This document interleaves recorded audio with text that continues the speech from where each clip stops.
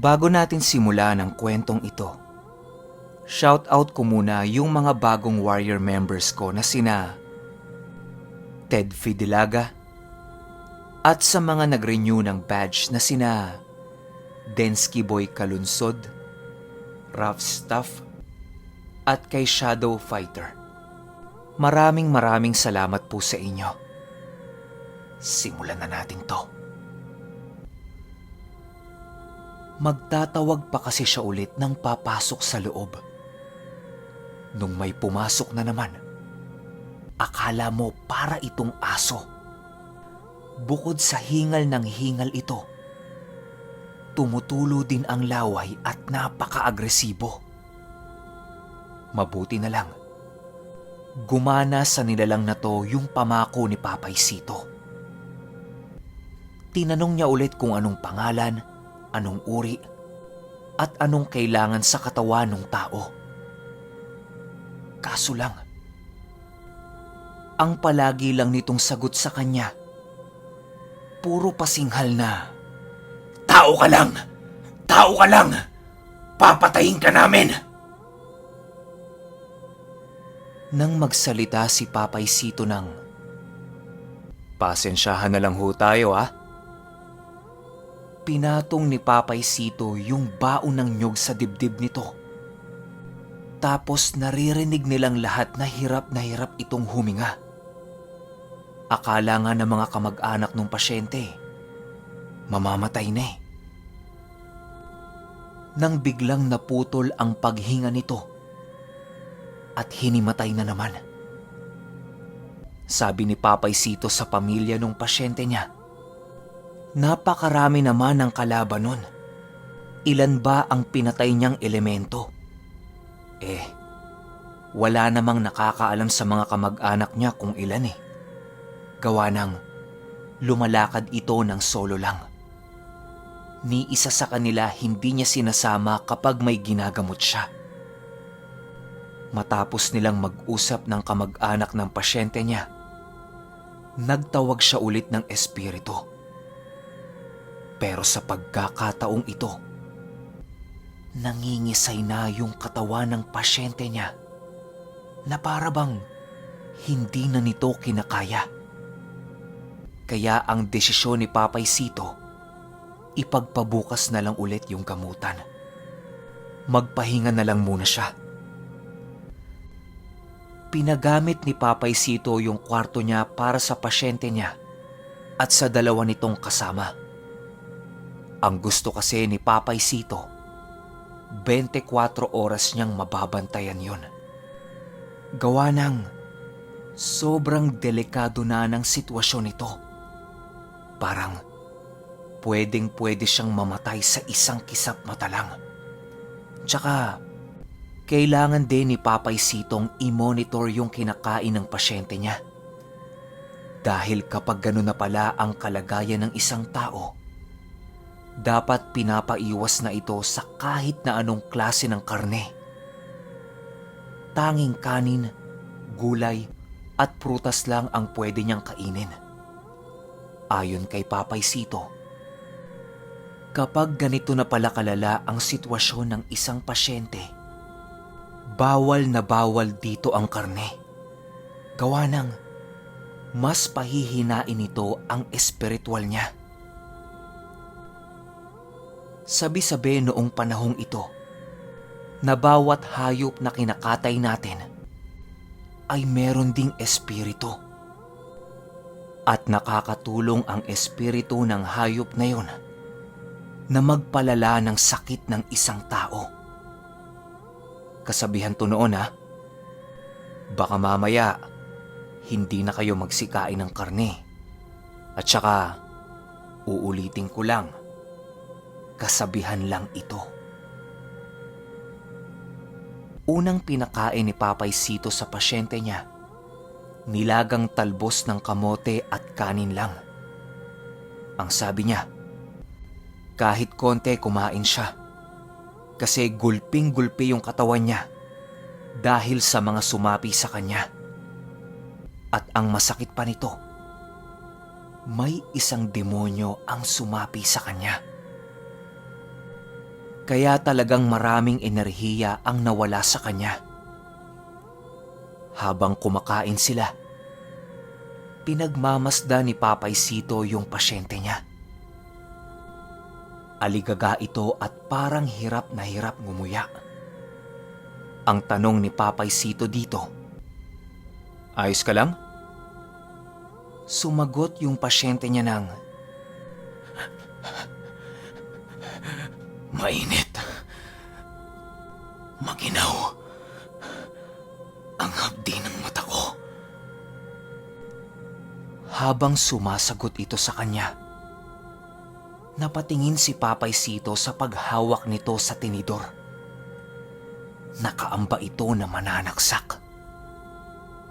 At nakatutok yung tinidor sa kanya. Ang sabi ni Papay Sito sa mga kamag-anak nito, lumayo muna sa pasyente niya. Bigla na lang itong tumigil sa paggalaw at yumuko. Humagikgik ito at nagsalita ng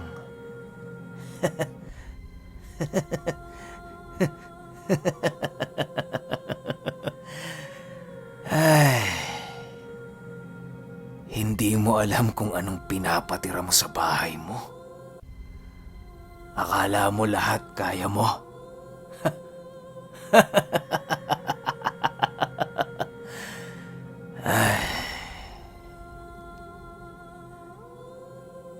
Matapos magsalita ng pasyente niya, nakatulog ito. Ang sabi ni Papay Sito, sobrang daming nilalang ang nasa loob nun. Bukod sa mga nakikita ni Papay Sito na nag-aabang pa sa labas, meron na ring mga naninirahan sa katawan niya. Kaya ang ginawa ni Papay Sito, yung pang-proteksyon niyang medalyon na binigay sa kanya ng ermitanyo, isinuot niya sa pasyente niya. Tapos sinelyuhan niya yung buong kwarto niya para wala nang iba pang makisali. Ang tanging makakalaban na lang niya, yung mga nasa loob ng pasyente niya. Nung ding gabing yun, nagpaalam si Papay Sito na aalis muna siya at hihingi siya ng karagdagang gamit sa maestro niya.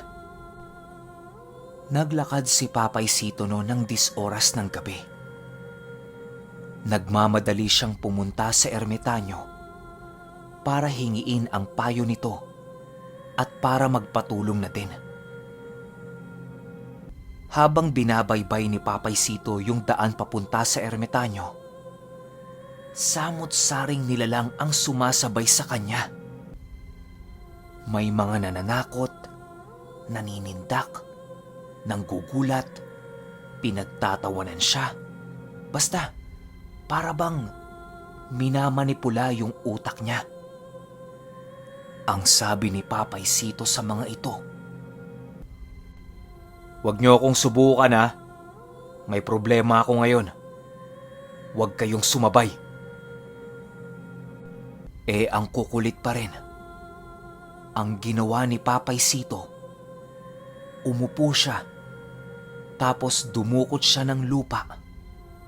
Kinalat niya sa palad niya at sinarado niya yung kamay niya.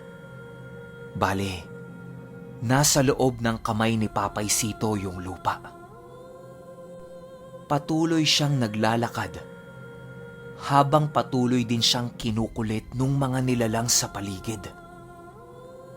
Sa isip-isip ni Papay Sito, ganitong-ganito yung pakiramdam niya noong una siyang pumunta sa bahay ng ermitanyo. Kasi sa loob ng maraming taon niyang pagdalaw dito, yun lang din yung unang beses na dumalaw siya ng ganong oras. Mga bandang 11:00 na yon ng gabi. Napangiti na lang si Papay Sito kasi ang daming bumalik sa alaala niya. Imbis na isasaboy niya yung lupang nasa kamay niya para magtakbuhan yung mga nilalang na nangungulit sa kanya, Binitawan na lang niya yon. Hinayaan na lang niyang kulitin siya ng mga nilalang. Matapos ang malayong paglalakad, nakarating na siya sa bahay ng ermitanyo. Kaso lang, tulog na ito at humihilik pa. Umupo si Papay Sito sa tabi ng ermitanyo. Tapos titingala-tingala siya sa langit. Habang inaalala niya yung mga panahong nagsisimula pa lang siya. Hindi niya alam sa sarili niya kung bakit ba ninanamnam niya yung oras na yon. Napakasaya ng pakiramdam niya. Paglingon niya sa ermitanyo, wala na ito sa papag. Napatayo si Papay Sito kasi nagulat siya eh. Hinanap niya nang may narinig siyang kumukuha ng baso sa likod ng puno. Dahang-dahang naglakad si Papay Sito paikot sa puno at nakita niyang nandoon yung ermitanyo na nagsasali ng alak sa baso. Tatawa-tawa pa si Papay Sito kasi hindi niya napansin eh. Tapos andoon na pala. Banat ng ermitanyo sa kanya. Oh, anong ginagawa mo dito? Inuman?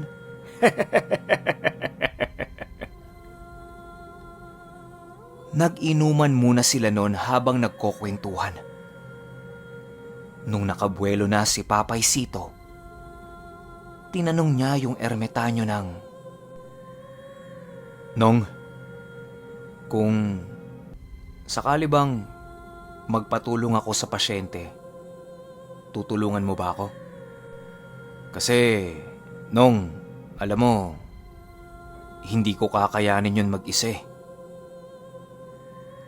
Dahan-dahang binaba ng ermitanyo yung baso niya at sumagot ng, Aba, oo naman. Noon pa man gusto na kitang tulungan. Hinihintay ko lang na isama mo ako. Ikaw kasi lagi kang solo eh.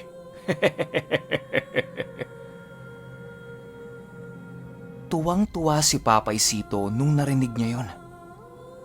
Agad-agad kinuwento niya lahat ng meron yung pasyente niya.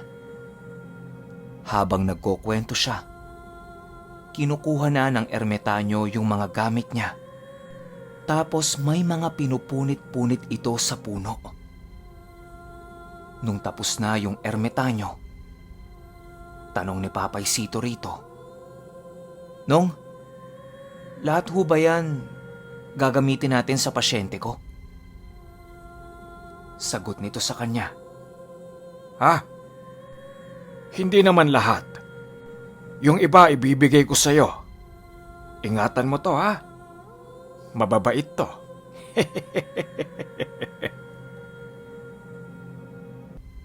Tuwang-tuwa si Papay Sito kasi panibagong gamit na naman yun eh. Nung kumpleto na lahat ng kailangan ng ermitanyo, ang sabi nito kay Papay Sito, doon muna siya sa papag. Meron lang siyang kakausapin sa likod ng puno. Ilang minuto ang lumipas. Yung suot-suot ng ermitanyo na kwintas na gawa sa ugat, ibinigay niya kay Papay Sito. Ang sabi nito, makakatulong yon sa kanya sa panggagamot niya. Para sa mga susunod na mahirap gamuting pasyente, hindi na niya kakailanganin ang tulong niya. Matapos yan ay naglakad na sila pababa ng bundok. Habang naglalakad sila, panay ang sipat ng ermitanyo doon sa puno. Medyo nababagabag si Papay Sito sa inaasta nito. Kaya tinanong niya. Ang sabi ng ermitanyo sa kanya, Ha? May tinitingnan lang ako. Silipin mo rin. Paglingon ni Papay Sito sa puno, nakakita siya ng napakaraming itim na imahe. Nakatayo yun sa puno. Halos mapuno ang puno na yon dahil sa sobrang dami. Akala niya nga mga anino lang ng dahon eh. Pero nung isa-isa itong bumaba ng puno, doon niya napagtanto na mga nilalang yun na nanggaling sa kabilang dimensyon. Tinanong siya ng ermitanyo kung ano ba yung mga nakita niya. Sagot nito sa kanya, Yun ba? Mga kaibigan ko, tutulungan tayo nun. Maghintay ka lang. Nung nasa bahay na sila, tulog na lahat ng tao at tahimik na. Kaya nagpasya silang magpahinga na lang din. Kinabukasan, nagising si Papay Sito dahil sa isang malakas na sigaw. Pagmulat niya, yung pasyente niya nakaupo na sa bangko. Tapos ginagamot na ito nung ermitanyo. Nakaupo lang yung ermitanyo sa harap ng pasyente niya habang umiinom ito ng alak. Tapos tawa ng tawa. Pagbangon ni Papay Sito, ang sabi ng ermitanyo sa kanya, Tanghali ka na naman nagising. Ang dami ko nang pinatay sa loob niyan eh. Pero parang hindi nauubos. Hinila ng nanay niya si Papay Sito. Tapos tinanong siya ng, sino ba yung matandang yan? Sagot ni Papay Sito sa nanay niya, Nay, yan po yung nagtuturo sa akin na nakatira sa bundok kutok. Natulala na lang yung nanay niya at hindi na ito nakapagsalita. Tumulong na din si Papay Sito para manggamot. Yung pasyente niya, nagkakaroon na ng biglaang sugat sa katawan. Yun bang may mga hiwa-hiwa na ito sa tiyan? Tinanong niya yung ermitanyo kung bakit nagkakaganon yun. Ang sagot nito sa kanya, dapat matagal nang patay yung tao na yun. Mabuti na lang may mga karga at naprotektahan siya nun kahit papaano. Kaso lang, yung nasa loob niya, mahigit 100 elemento na ang namamahay. Madaling patayin yung iba pero may mga mahihirap din. Lumabas muna sandali yung ermitanyo para magpahangin. Kaya si Papay Sito na ang gumamot sa pasyente niya. Pinasapian niya ito para meron siya ulit makausap. Nang bigla itong tumawa. Tawa ito ng tawa tapos hindi siya pinapansin. Pinako niya gamit ang 6 na salita pero hindi nito iniinda ng pasyente niya. Nang biglang hawakan ng pasyente niya ang kamay niya at inilapit nito ang mukha niya sa tenga niya. May binulong ito na, yung matandang nasa labas, pabalikin mo dito. Nanigas ang ulo ni Papay Sito dahil sa boses na yon.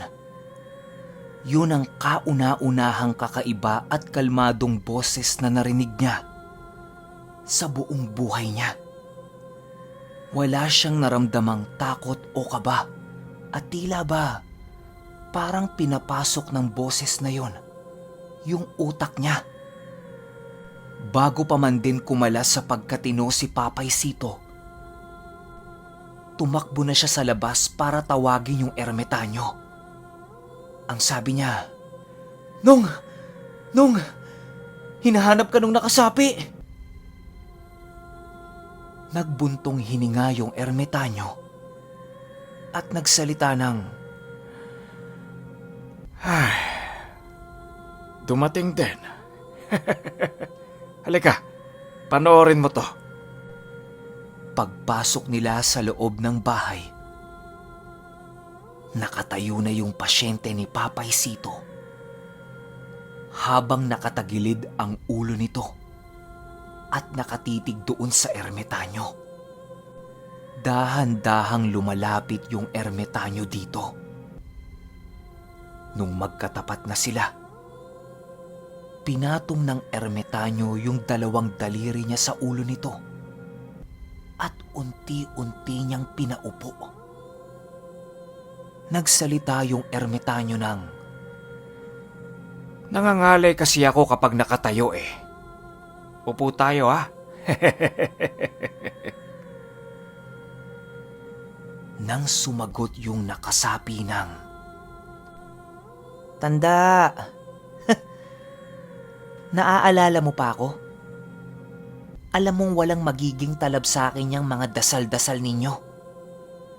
Iwan nyo na yung katawan na to. Matagal na tong patay. Sagot nung ermitanyo. Patay? Eh bakit nakakakain? Nakakatulog pa nga eh. Umalis na kayo dyan. Huwag mong hintayin tawagin ko yung mga bago kong kaibigan. Hindi mo yun magugustuhan. Hindi ako nagtagal sa bundok nang walang dahilan, diwata. Ngingisi-ngisi lang yung nakasapi. Nang itataas na nito yung kanang kamay niya, may biglang nilagay na kapirasong dahon yung ermitanyo doon. Bigla na lang itong hindi nakagalaw. Sabi nung nakasapi, itim. Meron ka nang alam sa panig nila, ah? Sige, tingnan natin. Inalis nung nakasapi yung dahon na yon pero bago niya natanggal, hirap na hirap siya dito. Parang tutuklap na yung balat ng pasyente. Si Papay Sito nanonood lang. Nanginginig siya kasi hindi niya alam kung anong gagawin niya eh.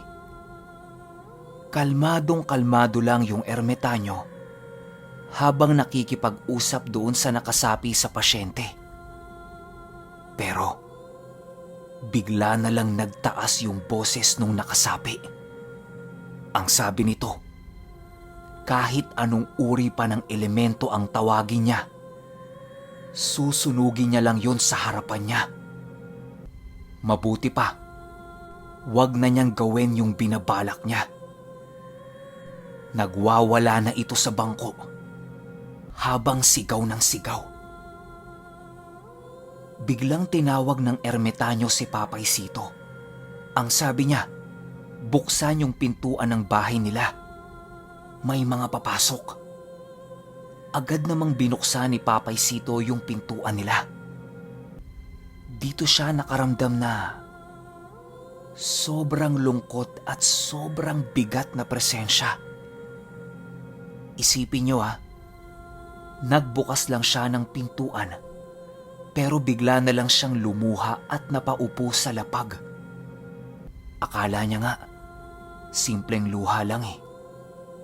Ang hindi niya alam, hagulgol na siya sa pag-iyak. Nahimasmasan lang siya nung tinayo siya ng nanay niya. Pagbalik niya ng tingin sa pasyente niya, nakatingala na lang ito habang nakabuka ang bibig. Tapos yung ermitanyo, nakaupo na lang sa bangko habang nakatingin ito sa pasyente niya. Tumayo kaagad si Papay Sito para tingnan yung dalawa. Yung ermitanyo, kamot lang ng kamot sa katawan niya. Tapos yung pasyente niya, wala na. Tuluyan na itong binawian ng buhay. Iyak ng iyak yung dalawang kamag-anak nun kasi umaasa pa sila na gagaling yun eh. Kaso yun nga, namatay na ito. Tanong ni Papay Sito sa ermitanyo, anong ginawa niya? Bakit hindi niya pinagaling? Sagot nito sa kanya, hindi nagagaling yung tao na yon. Dahil yung kaluluwa niya, matagal nang wala sa katawan niya. Bata pa lang siya, iba na ang gumagamit sa katawan nun. Yun din yung unang-unang pasyente na hindi niya napagaling. Kung noon pa lang alam na niya yung dapat niyang gawin para makontra yung diwata na yun. Ginawa na niya, kaso lang baguhan pa lang siya nun sa larangan ng panggagamot. Kaya hindi niya kaagad naligtas yung bata na yun. Kaya ngayon, nung muli silang pinagharap, alam na niya yung gagawin niya. Kaso lang, huli na para doon. Bukod sa yung diwata na yung may-ari sa katawan nun, may iba't ibang espiritu na din ang nakatira na ginawang tigabantay nung diwata. Yun yung mga pinapatay niya sa tuwing nanggagamot siya. Sinasabi niya lang na pinapatay niya pero hinihigop niya yon para merong titingin sa katawan na yon kapag wala siya. Mahirap ipaliwanag yung sitwasyong kinakaharap ng pasyente nila. Kailangan ng malalim na pag-aaral. Tulalang-tulala si Papay Sito nun. Halong taka, takot, lungkot. Basta, lahat ng negative na naramdaman niya nung oras na yon. Nagalit din siya sa ermitanyo. Sinabi niya dito na sana hindi na lang siya humingi ng tulong sa kanya kung papatayin rin lang niya yung pasyente. Nakapagsabi pa siya ng masasakit na salita dito. Pero yung ermitanyo, kalmado lang. Ang sabi sa kanya, palipasin na muna niya yung galit niya. Baka kasi dumating yung araw na hindi na sila makapag-usap pa o hindi kaya hindi na sila makapagkita. Dahil sa galit nitong si Papay Sito, wala siyang pake sa sinasabi ng ermitanyo. Dire-diretso ang sisi niya dito kasi nga namatay yung pasyente niya. Akmang sasapakin na niya yung ermitanyo nang awatin siya ng nanay niya. Dito na nagpaalam yung ermitanyo.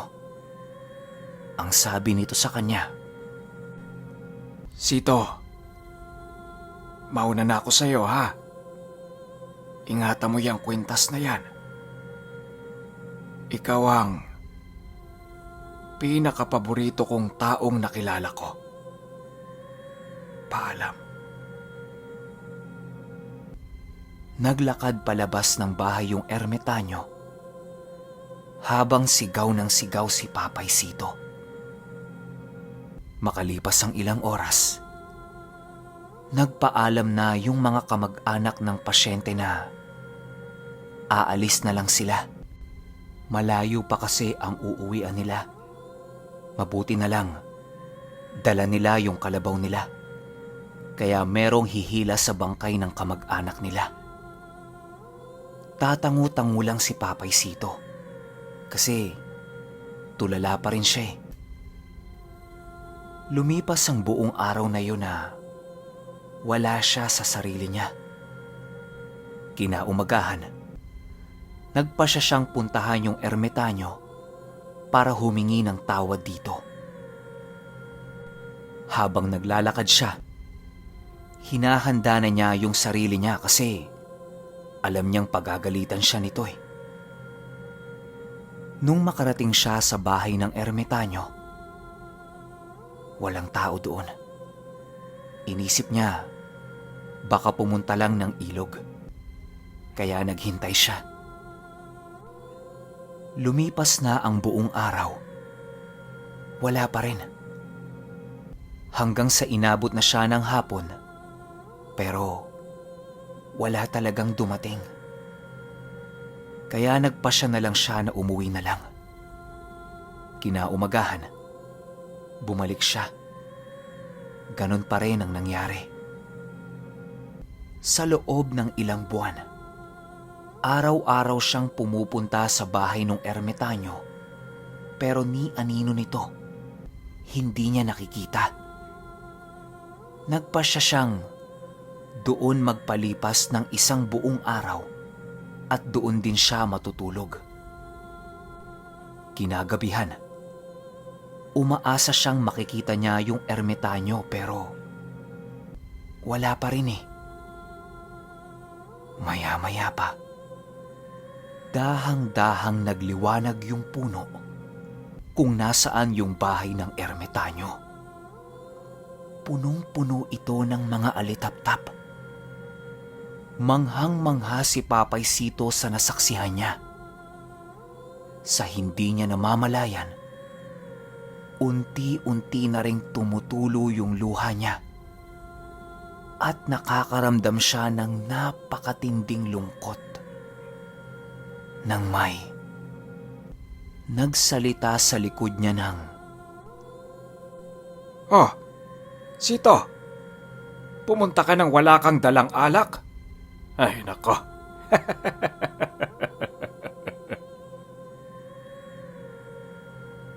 Biglang nawala yung liwanag sa puno at nabalot ito ng dilim. Pagmulat ng mata ni Papay Sito, nakaidlip pala siya sa papag. Tapos lahat ng nakita niya, panaginip lang pala. Umupo si Papay Sito at iyak siya ng iyak. Bukod sa nararamdaman niyang matinding lungkot, ramdam niya din yung pangungulila. Kasi bigla na lang hindi nagparamdam yung ermitanyo sa kanya. Hindi niya alam kung umalis lang ba ito, iniiwasan siya, lumipat na ng bundok, o ang pinakamasakit sa lahat, baka patay na yung ermitanyo. Buong gabi siyang naghintay pero wala talagang ermitanyong dumating. Hanggang mag-umaga andudun siya. Nang magpasya na lang siyang umuwi. Maniwala kayo o hindi, walang patid sa loob ng 5 taon. Paulit-ulit bumabalik si Papay Sito sa lugar ng ermitanyo. Pero hindi na niya ito nakita. Tumigil lang siya nung pinadala siya ng nanay niya sa Maynila. Kaya hanggang ngayon, hindi mawala-wala sa isip ni Papay Sito yung ermitanyo na yun na mahilig mang subok.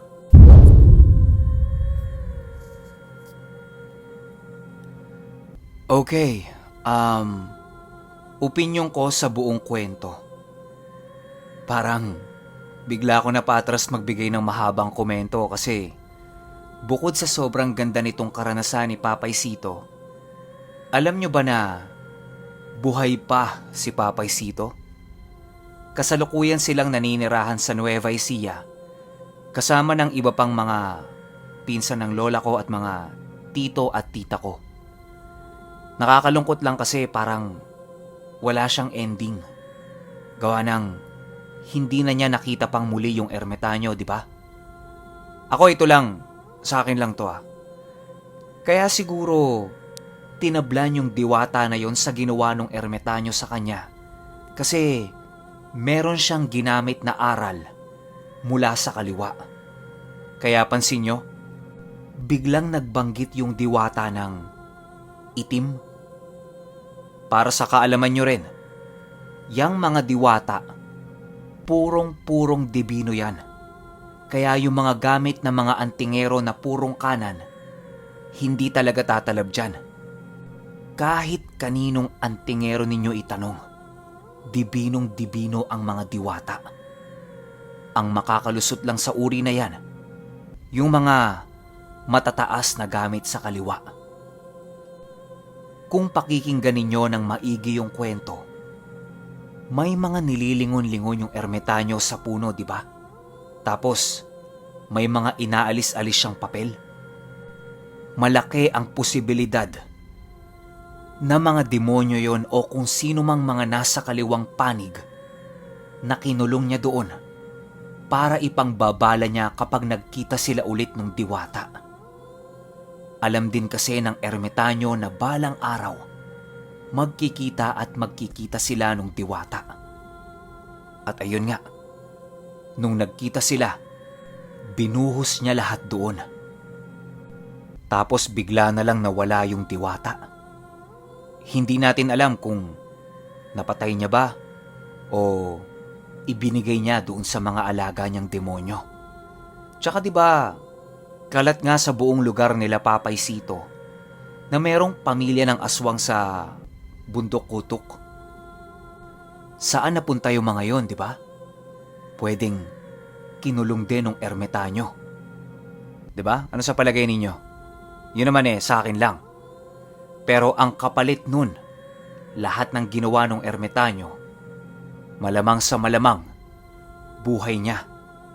Kaya panigurado ako, patay na yung ermitanyo na yun. Pero kayo, kung may opinyon kayo sa kwentong ito, i-comment nyo lang sa baba. Para naman sa ating random subscriber, shoutout ko lang si Jasmine Asplico. Para sa susunod na shoutout, comment kayo sa pinned comment ko para makita ko kung sino ang ilalagay ko sa ruleta. Yun lang. Hanggang sa susunod na kwento. Salamat. Ang haba nito.